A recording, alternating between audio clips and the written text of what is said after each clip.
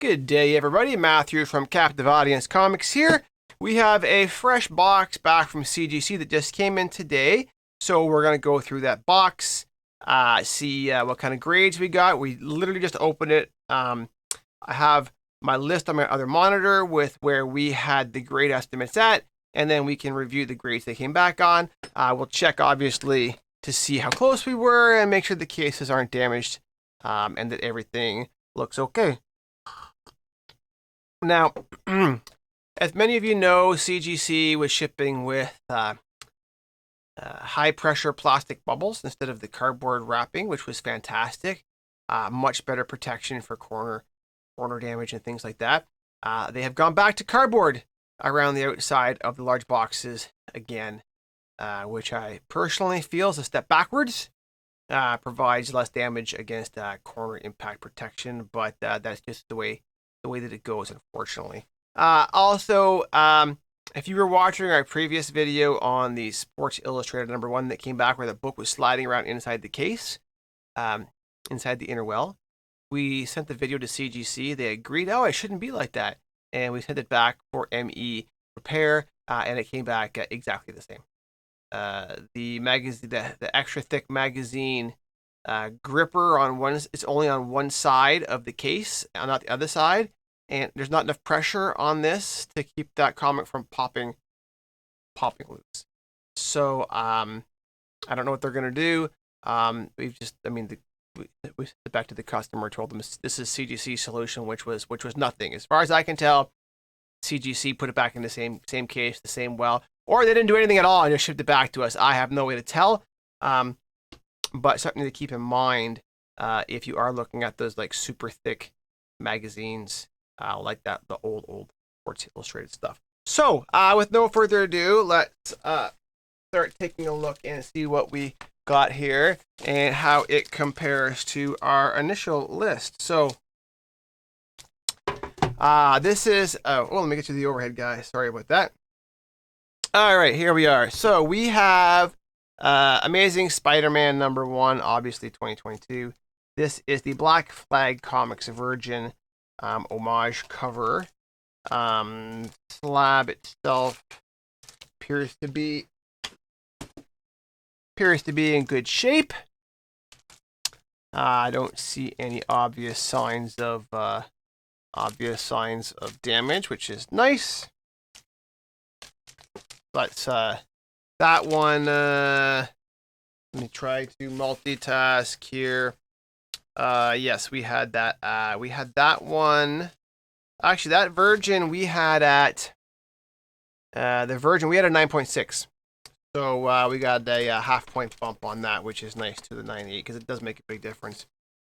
Quasar #1 in a 6.5. Now this Quasar we had, this was the only one that had a major deviation from our estimated grading. We had this one at an 8, but I looked at the notes and they said there was staining. I didn't see staining because I don't have a note for staining, so I'm not sure. I'll have to check and see if it says internal staining or whatnot. But I mean, obviously, you know, we don't see any staining on the back, and I don't see any staining on the front. So maybe there's some internal. I mean, there's color breaks. Obviously, you can see down the side. That's why we had it at an 8. But it is a newsstand. Case itself looks fine. It's got that monster size Sonic weld mark on the side. I wish they could find a way to make that look a bit better, but I believe that is the only one that has a significant grade deviation from our estimate. Next.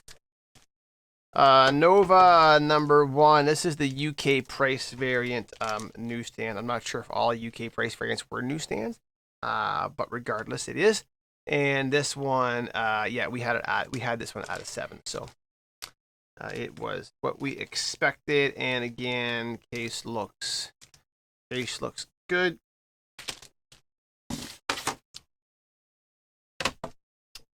Warlock and the Infinity Watch #1 from 92 in a 9.4.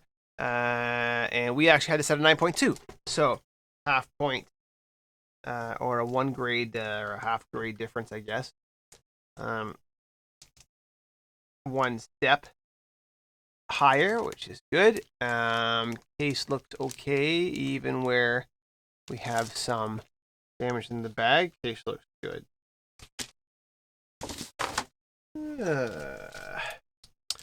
G.I. Joe, Real American Hero, #1 newsstand in a 9.6. We actually thought this was going to be a 9.8, but again, we're within 1 grade. There are no graders notes on it, so hard to say. I mean, this is a thick book. I mean, I don't see any issues. Really. Book looks like it's in good shape. I don't see anything obvious. Guess it's just one of those things. Some days you get 9.6s, some days you get 9.8s. I don't know, maybe there's an issue. You can see that the paper is not quite lined on the edge. So I don't know, maybe there's a slight miswrap or something. I don't know. But the case looks okay.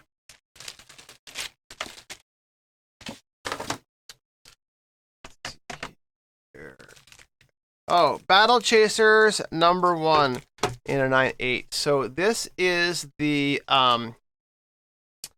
another universe edition. First appearance of Gully, Red Monica, Garrison, Nolan, and Calabretto. Joe Madura and Tom McWeeny cover and art. So I didn't even know Battle Chasers was as popular as it was. We had a run, and I mean we sold them all. This one obviously was worth grading, especially because it's a 9.8. So if you're a customer and you bought all of our Battle Chasers books, we're gonna have a 9.8 available soon. So if you want it, send us a PM, and when we get it priced up, we'll let you know. Now that Battle Chasers, we had it at a 9.8. X-Men #4 we had at a 9.6, and we got a 9.8, so that's great. That's a nice half or 1 grade bump overhead, which obviously makes a big difference between the 9.6 and the 9.8, especially in the X-Men #4. It's funny because we just sold our X-Men #4 9.8 today. So this book's not ours, by the way. Most of these books are client books, not our personal books. That Battle Chasers was our personal book. ASM 300 in an 8.0. And in case you're wondering about valuations on these, we just sold one for $610 Canadian. We get lots of people make offers telling me how, oh, I just got one for $300 and it's worth this and it's worth that. What people never understand when you talk to them online and you say, you know, I have it listed at the 90-day GPA. And they're always like, well, this one's cheaper. One's like, well, fine, I can show you a listing that's more expensive. I said 90-day GPA means half the sales were higher, half the sales were lower. But of course, if you're a buyer, they only ever use examples of the lower price. And if you're a seller, they only ever give you examples of the higher price because everyone's playing the same game. But we always list in at 90-day GPA there or about.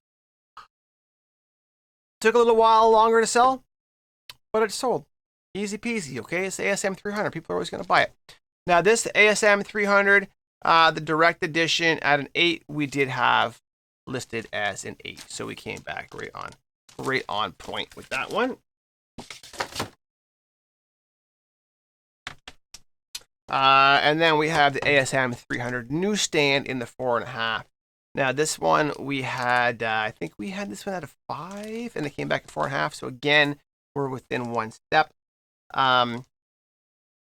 Mostly the biggest issue was it's got a fair amount of color color lift in here, you know, and got a lot more color breaks along the spine, front and back. So, but still a very nice book.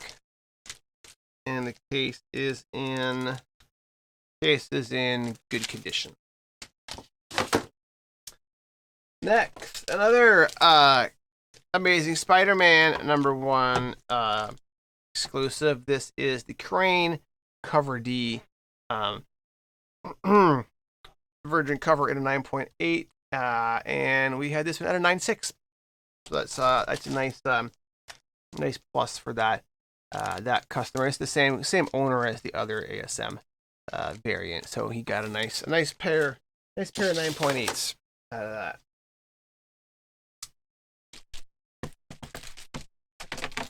Next, oh yeah, these were some cool books that we actually got. So these ones are our books, but the Prelude to Deadpool, or Prelude to Deadpool Core #2. So first appearance of Kidpool, cover forms a 5-part sequence. Now obviously with Deadpool Wolverine coming out and Kidpool and I think Dogpool or Headpool or whatever, maybe having cameos in, these are obviously higher demand. So we'll be getting these priced up very soon, up for sale. Hopefully we're going to get these all priced up and listed tomorrow. So nice 9.8. And we got Prelude to Deadpool Core #1 in a 9.8. Cover forms part with the other series. Dave Johnson cover with Lady Deadpool on the cover and a nice 9.8. So G.I. Joe Real American Hero number 149. So these G.I. Joes right near the end of the run had very low print runs and are in much higher demand, especially now with G.I. Joe being popular again. So obviously when you get these in high grade, they're going to be worth something. And I think even the 9.6s and 9.8s are worth grading. We had both Prelude to Deadpools. We had actually most of the stuff we had at 9.6s, which basically means there's one flaw that we saw on these books somewhere. But those Prelude to Deadpools we had at 9.6s.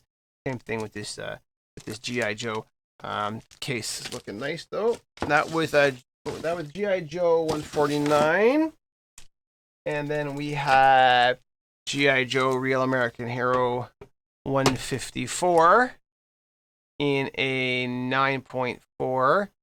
This one we did have a 9.6, so we lost a half, one grade step on that one, but still worth it for books with the low print run at the end of the series.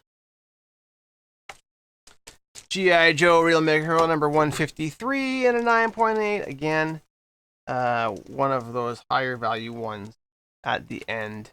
Kind of like how those Spawn issues in the middle of the Spawn run are worth more money than even the earlier stuff. Prelude to Deadpool Core #3. Yeah, we had 1, 2, and 3 out for grading. Origin and first appearance of Dogpool. Watcher appearance. And obviously this is the cover combining sequence. In a nice 9.8. Case looks good. And then some cool books that we got. I can't even remember where we picked. We bought these from a customer, I think, raw. So, ASM Spider-Man #50, of course. First appearance of Kingpin. Now, we had this book when we sent it in. We had this at a 5.5. Obviously, we got a full grade bump to a 6.5, which is super nice. That's some significant value increase. Now, this book, as you can see, main part of this book is in really great shape. Colors are really nice, even the yellows and the blues on top of the reds. It's got tanning on the edge. You can see where in here it's like graying out, but it's really more noticeable on the back. You can see here it's tanning. Obviously, when we cleaned and pressed this, we did not do any chemical treatments, okay? Blue label. No hydrogen peroxide treatments, okay? No, what did they call that? H pop plus bled to top, whatever. We didn't do any of that because we wanted to make sure we got a blue label, even if the grade was going to be lower.